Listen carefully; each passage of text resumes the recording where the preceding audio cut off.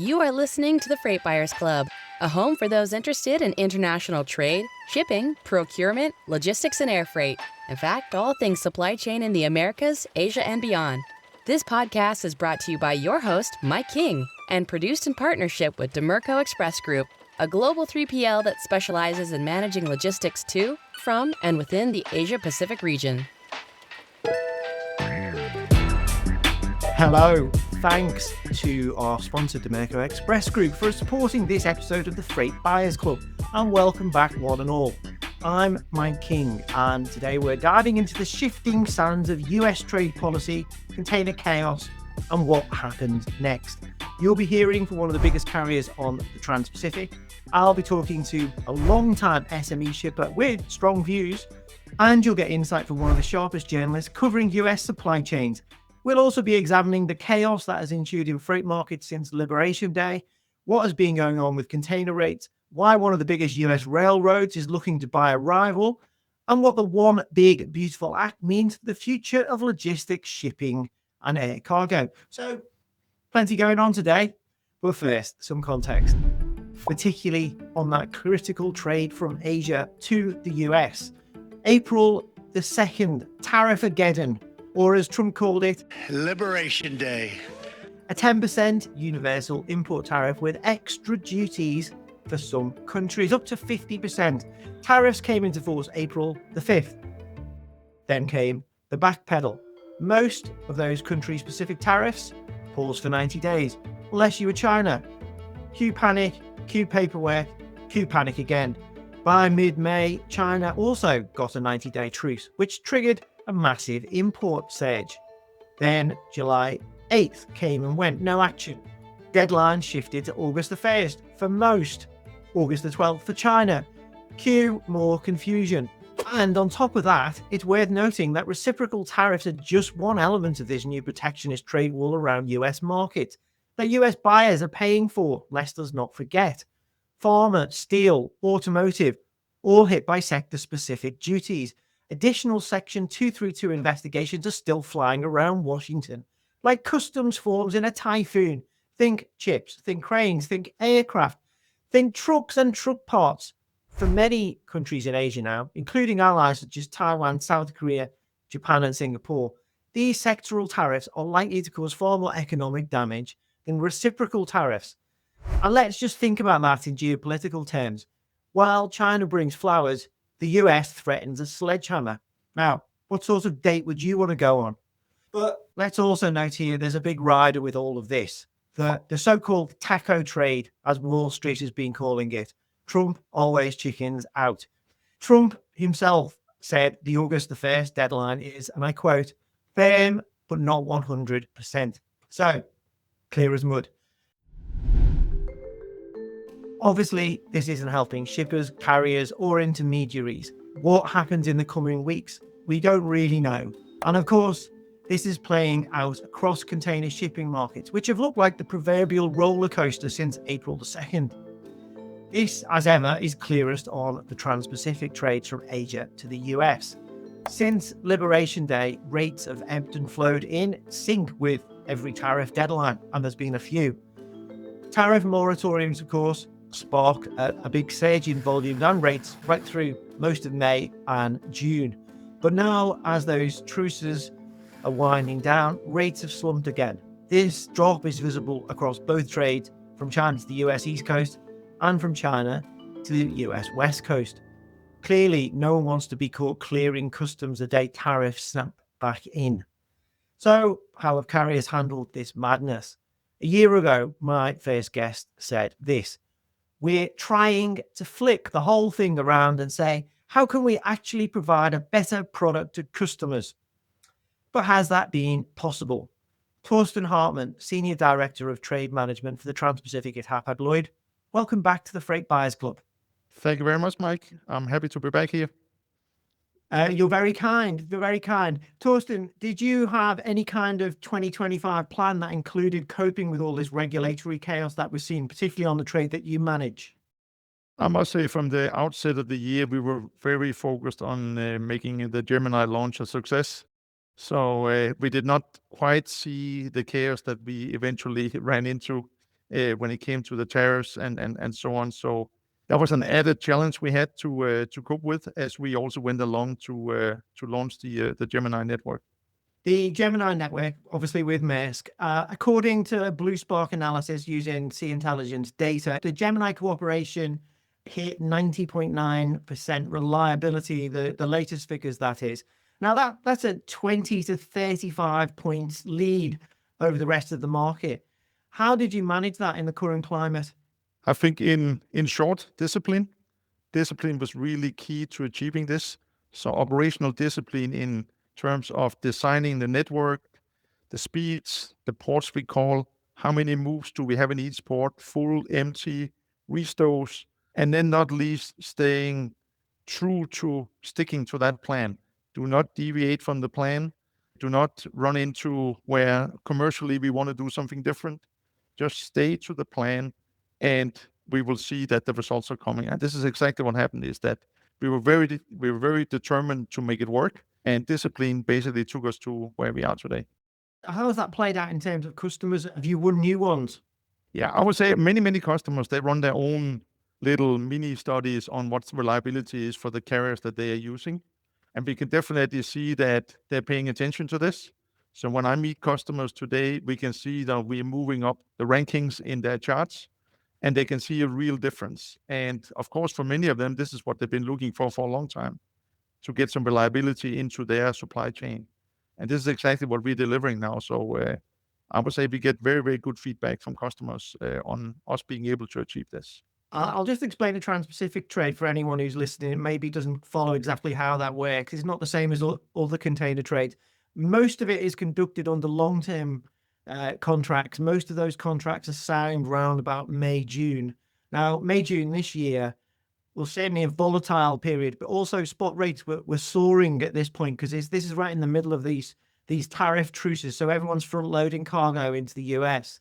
Is this going to come through in terms of the contract, like rate levels that you were able to agree with your shipper customers?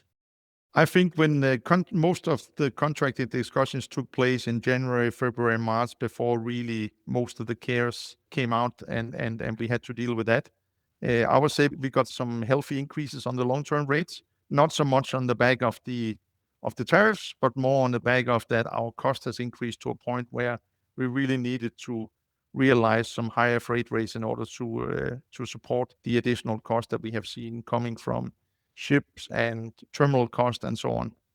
I mentioned front loading there. Does that mean the traditional peak season, which is normally around September, October, is that even a thing this year? Is that already been and gone? Is that what the rates downturn that we've been seeing since sort of June? Is that what that's telling us? I think definitely the issue right now in the market is a lower demand scenario. So it's not an oversupply scenario that we may have seen for many times in the past, but it's really a lower demand that we have seen that the demands from customers is significantly less than what they were telling us at the point of contracting. And therefore, of course, we as shipping lines, we have deployed capacity in order to meet that demand, and that demand is not there. And the feedback we have from customers is that this is not likely to resume in the short term. So we're thinking we're probably going to get into fourth quarter before we will see a resumption to normal ordering. I think also some of the customers, they still have the COVID times clear in mind, that where many of them, they kind of over purchased stuff that either went out of season before they could sell it, or it simply took up space in their warehouses and added additional cost. And I think they're much more shrewd these days and perhaps learning the lessons from that time, that they will not do the same mistake again, and therefore are very cautious on how much they order at this point in time. So they're worrying about over ordering and being stuck with a whole load of inventory, and that's a bigger worry than the fear of tariffs. Or maybe they're betting that tariffs might not last too long, and there could be. I mentioned TACO before you came on. Maybe there'll be another deal cut. What are you doing in capacity in relation to that? Then are we looking at more blanks? Are you cutting? Are you redeploying? We will stay true to the thing that we also done earlier in the year, is that if we see a slower demand, we will not blank sailings like most of the competition they do. We will simply still sail the network, but we will find smaller ships to replace some of the bigger ships. So we still offer the weekly service to customers, but at the same time, we reduce capacity by deploying smaller ships. Just on port congestion, we've seen a fair bit of Asian load port and at US terminals this year. What's the situation at the moment? I think the situation is much better than what we've seen in the past, partly due to volumes being lower than they were at the same times last year.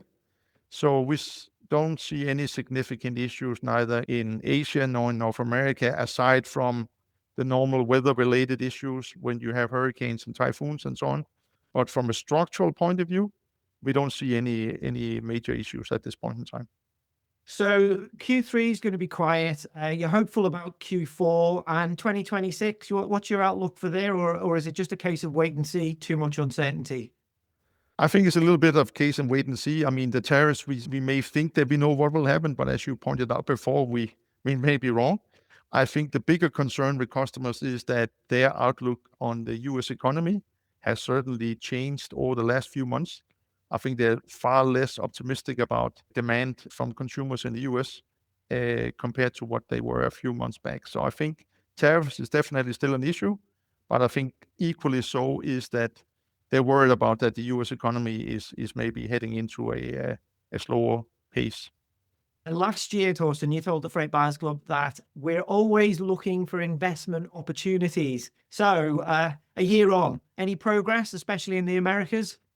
I mean, we're definitely still looking for opportunities. They're not so easy to come by in a big mature market like North America. Our terminal company is still looking for opportunities. And if they present themselves, we're certainly very eager to be able to invest into something that will help us to grow for the future.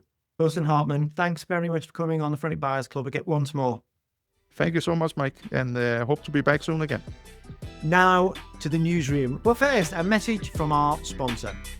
This podcast is proudly produced in partnership with Dimerco Express Group, a trusted provider of global shipping and contract logistics services in Asia, Europe, and North America. Dimerco's particular strength is in Asia, where it gives shippers the freight capacity and local market expertise to streamline freight movements to and from the region, particularly for Transpacific lanes. With 130 forwarding and logistics locations across China, India, and Southeast Asia, Dimerco connects Asia with the world like no other global 3PL. You are listening to the Freight Buyers Club. Welcome back. Edwin Lopez is Managing Editor, Industry Dive and Supply Chain Dive. Edwin, thanks for coming back on the Freight Buyers Club. Thanks for inviting me, Mike. Edwin, so it's been an interesting year. You've been covering all this chaos, tariffs, U-turns, policy drama. What's it been like running a news desk through this? Yeah, I mean, it's been tough, right? I think in the crisis moments, it's always really hard because you want to do your best job and help all your readers and help everyone. And you also got to take care of yourself and your team. But listen, it's been really helpful to us because right now it's a moment where people need answers. So we've been really, really focusing on service journalism, right? And just helping give people clarity, right? And it helps to get that perspective to say, right now, like the world needs journalists, the world needs people that can help unpack. And if we stay in our lane and we, focus on the nitty-gritty questions that our readers have, we'll be able to do more good overall. And I think that helps power us through to do the best job possible.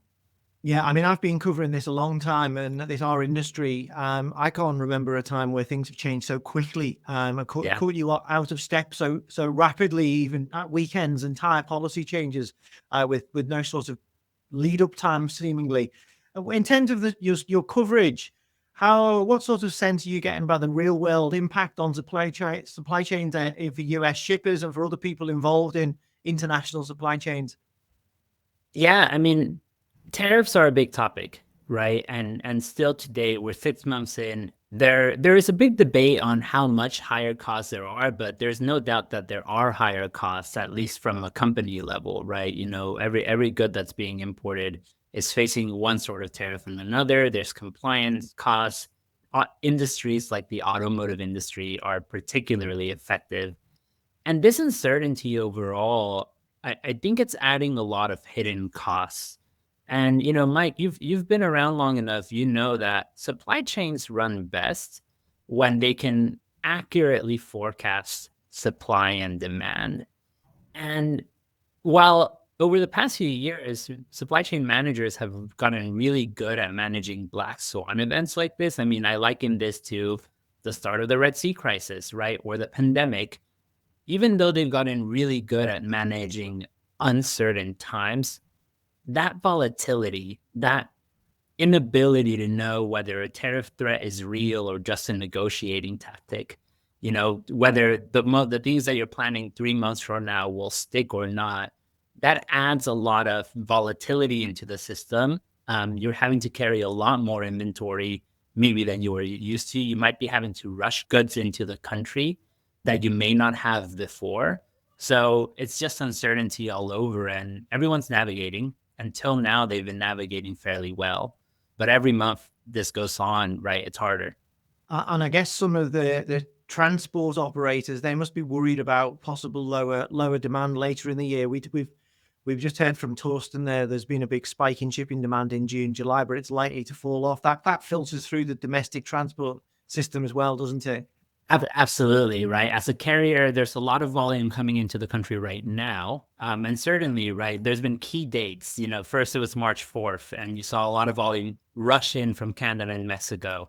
And then it was April 2nd for the world and April 9th, right? And you started seeing people rush in from around the world.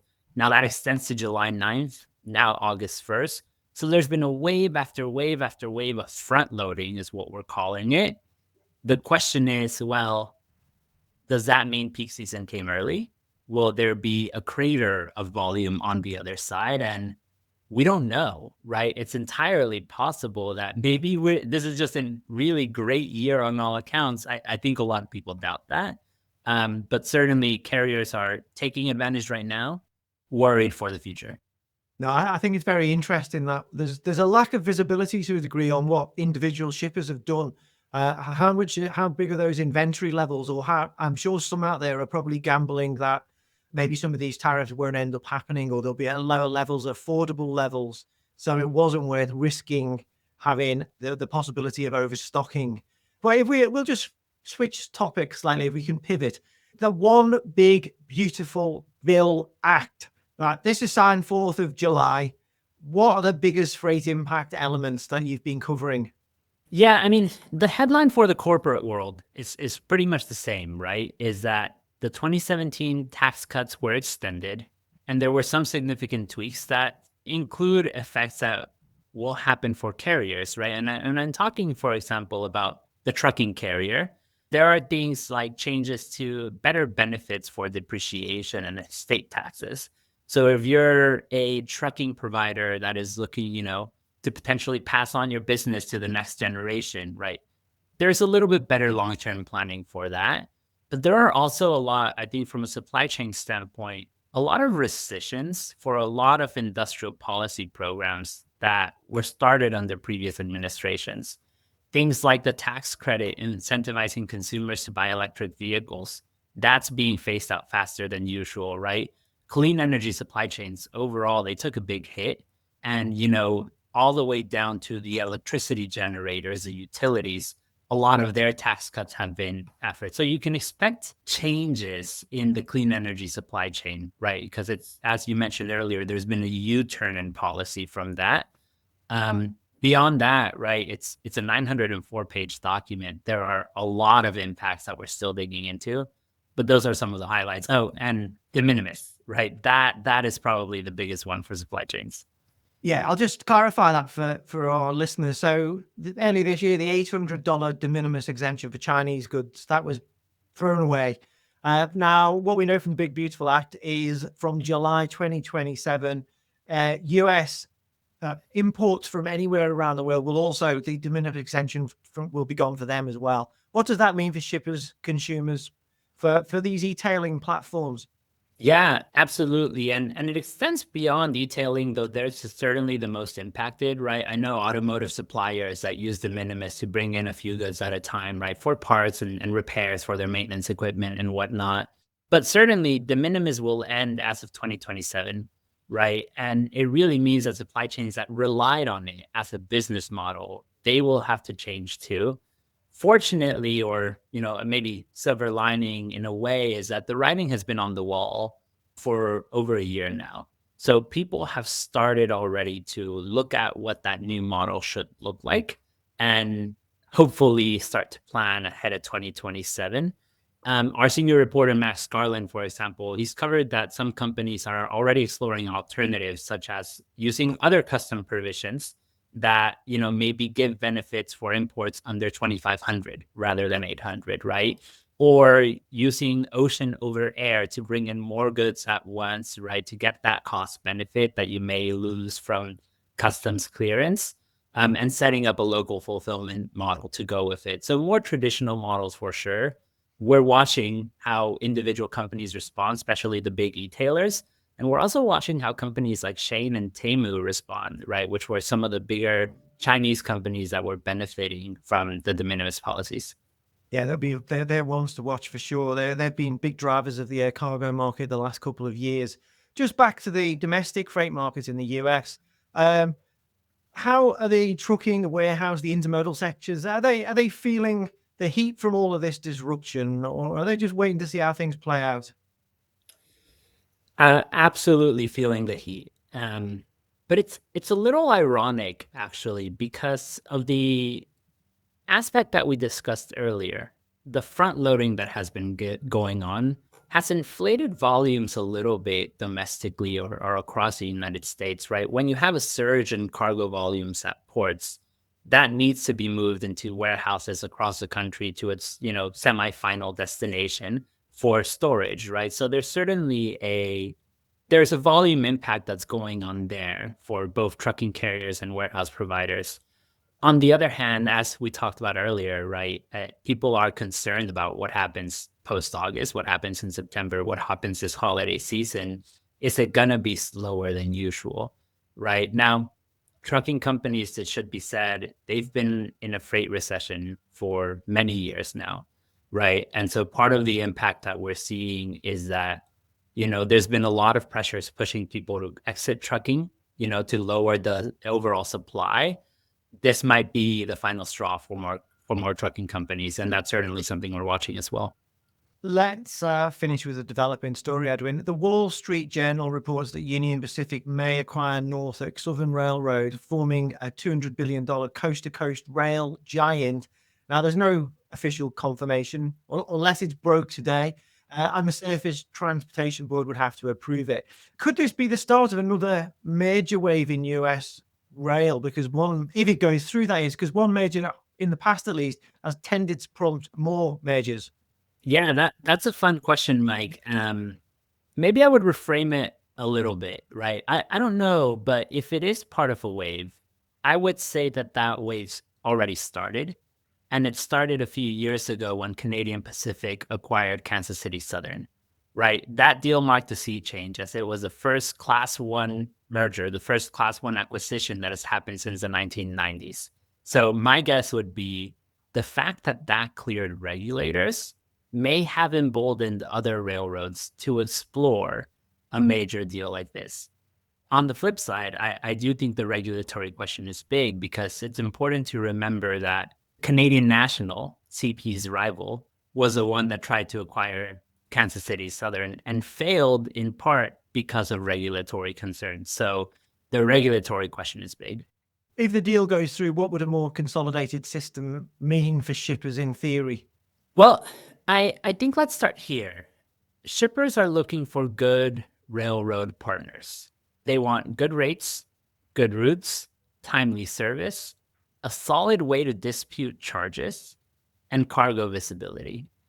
I imagine that what the railroads will argue is that consolidation is what's needed to offer a better product. That's the allure of a transcontinental railroad, right? Imagine or picture the possibility of sending a container from Los Angeles to Alabama without ever having to change service providers, right? Beyond your first mile and last mile trucking provider.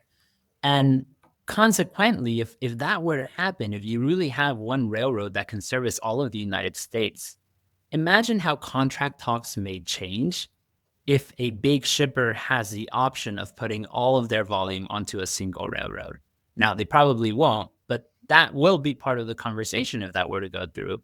It's all about volumes and rates, but the counterpoint is that a more consolidated system means there are fewer options to negotiate with. So some will argue that a merger would inevitably decrease competition and therefore harm shippers' ability to get good service. So it really does all come down to antitrust. If a merger is proposed, regulators will have a very complicated case to review. And railroads, it's on them to convince them that the shippers will benefit, not suffer from the proposal. So plenty to play for. Edwin Lopez, Managing Editor of Industry Dive. Thanks for joining me once more on the Freight Buyers Club. Thanks so much, Mike. And now, someone living this every day. Susan Williams runs Kalalou Inc, a long-time SME importer. Susan, just tell us briefly about your business and particularly focusing on how have you and your customers been affected by tariff policy this year? Yes, thank you, Mike. Thank you for having me. On average, Kalalou brought in 400 containers a year. Due to extenuating circumstances and tariffs being a major part of it, we've seen our containers drop drastically. From the average of 400 a year, 2024 saw us bring in 238 40-foot containers. So far in this year, the first 6 months, we've brought in 107 containers. You had asked me where we bring in our containers, and I import out of 7 countries: Haiti, Honduras, Colombia, India, Indonesia, Philippines, and of course, China. And where do they go? The containers, once they cross the ocean, land in U.S. ports, they end up in my warehouse in Jackson, Mississippi. How have the tariffs affected me?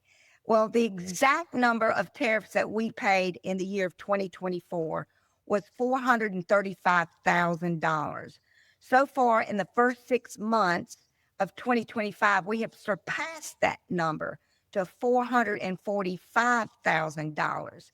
Now, if trade talks don't deliver and the trend continues, I'm slated to pay by the end of this year, 2025, $800, $900, possibly $1 million in tariffs. I mean, they're big numbers for any business. You're actually a Trump supporter. Are you disappointed in how tariff and trade policy is affecting companies like your own? Yes, I'm a Trump supporter. And yes, I'm disappointed, but I think a better word might be frustrated, because the speed at which these tariffs happened was so fast, none of us had time to react. And also the broad sweeping strokes of the tariffs, which sucked us all in and all product lines in. When so many of us, the products that we bring in cannot be made in the United States. However, we're still paying tariffs disproportionately, I believe. So frustration is the word I would use with the tariffs. I think the tariffs were not intended for my industry, which is the home accessory and decor holiday type company. They were meant for the automobile industry, pharmaceuticals, energy, big tech. These are the companies in the U.S. that were importing a lot more than they were exporting, creating the giant trade deficit that the U.S. was experiencing. So I know that we were not the target of these tariffs. That's why it's so frustrating. Am I still a Trump supporter? Yes. And why is that? Trump is right. He's right in his theory to try to balance out the trade with the rest of the countries of the world. So I get it. And I understand where he's coming from, but those of us in my industry who are experiencing such large tariffs, it is not sustainable. However, I have a solution. Please tell us what that solution is, Susan. Yes, the employee profit share tax credit. And what this is in simple terms is, if you are an import company in my industry where you cannot make your products in any other country, you would offer your employees 10% of your net profits. And if you do that, you will receive 90% of your tariff money back at the end of the year. Now, the plan is so simple that is kind of hard to wrap your mind around it. But how would this work? At the end of the year, the tariff money that we have paid has remained in the Treasury for a solid year. The Treasury has made interest on it. The government will see that my company paid 10% of my net profits to my employees. Therefore, my employees go out into the economy and spend it. It is a win-win for everybody. The tariffs stay in place as they are. Tariffs are a complicated process. They go up one day, down the next day. It's hit with this country, hit with that country. They're very complicated. Our bill of ladings read like a science project when they come in, because sometimes you're tariffed on aluminum, sometimes you're tariffed on glass. A percentage of this product may be part iron, so you're only taxed on that part. So it's very complicated. But my plan is simple, because it's at the end of the year, you see the total amount of tariffs that you paid. And that is so easily accessible. On the U.S. Customs website, you can see how much tariffs you paid at the end of the year. You don't have to be involved with all the intricacies of how those tariffs came about. You just see the grand total. Then when I prove to the government that I gave 10% of my net profits to my employees through payroll reports, I should receive 90% of my tariff money back, because I gave my profits to my employees to go out into the economy and spend it. So imagine the power that has if all the companies in my industry is large. It's tens of thousands of companies strong. We employ millions of people. Imagine if all of us gave 10% of our net profits to our employees and they went out into the economy and spent it. That is a recipe for runaway economic growth. And companies like me that do that should be rewarded for that. It's a win-win, like I said, for everybody. It's a win for Trump. He gets to keep his tariffs in place, using them as a tool to negotiate his agreements with countries around the world. It's a win-win for our employees who get big checks at the end of the year. It's a win-win for us, the U.S. American company. And of course, more importantly, it is a giant win for our economy. Susan, I've got so much sympathy for you for dealing with these higher bills, but I think what you're doing here is probably indicative of why the US economy has been so successful for so many years, because not only are you frustrated, you're actually doing something about it. And I wish you all the best of luck in the world with that. What sort of progress have you made, or what sort of support have you garnered so far in pushing this solution? So I have talked and emailed everybody that I can think of that is in my industry, and the government, people involved with tariffs. I began with my industry heads. I've spoken with CEOs of companies like mine, so they can get the word out to their government officials, their senators and congressmen. I have spoken with journalists. One of my greatest accomplishments thus far is that I emailed Stephen Moore. I don't know if you know who he is, but Stephen Moore was a head economist during Trump's first term, and today he is a big supporter of tariffs. Yes. Yeah, he's a major contributor on a business channel in the U.S. I emailed him. I was listening to him on TV one day, and I emailed him, and I told him about my plan. 10 minutes later, he emailed me back, Stephen Moore, and said, Susan, this is a great idea. I'm forwarding it to the Treasury. So I'm super excited about that. Obviously, I've emailed my plan and my catalog. I've introduced myself to the Treasury. Where that ends up, I don't know. I'm sure they receive thousands of mail and information a day, and I probably am getting lost in the shuffle, but I push and push every day. I sit in front of the TV and watch business channels with a notepad, and I write people's names down that mention the word tariff, and I email them. Susan, what can other people do if they support your aims? So what people can do in my industry is contact their senators and their congressmen, see if they can get anywhere. I had great success with finally reaching one of my senators, Cindy Hyde-Smith, our senator from the great state of Mississippi. That's where my company is located. I employ 100 hardworking Mississippians, and she was very interested in how we keep these people employed. They receive health care, they receive 401k, and yes, they receive profit sharing. I've already been sharing profits with my employees for 2 decades. So when I explained that to her, she wants to help Mississippians. So I had a great 30-minute conversation with her on the phone. And when she said to me, we need Scott Bessent in this meeting. And of course, Scott Bessent is the Secretary of the Treasury for the United States. Well, my heart skipped a beat. I said to her, if we could do that, that is my end goal. If somebody could get me in front of Scott Bessent so I could explain this plan, I am sure Trump would love this because it helps us, the American company. And I'm sure if you get that opportunity, you'll put your views and your plans forward in a clear and forthright manner, very much as you have done today. And I wish you all the best of luck with it. Susan Williams, thanks for your insight. And thank you, Mike, so much for having me on your podcast. I saw you. I did some investigation on podcasts and saw you, and I thought, this is a podcast I need to be on. And you replied to me almost immediately and invited me to be here. I thank you. This is another leg up for me, and I hope something comes of it. You're very welcome. All the best. Thank you, Mike. That's it for today's episode. If you've enjoyed it, please do like, subscribe, and follow.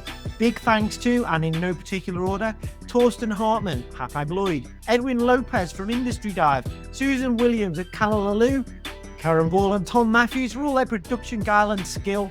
And thanks again to Dimerco Express Group for their support. We'll be back soon. I'm Mike King. Cheers for listening to the Freight Buyers Club.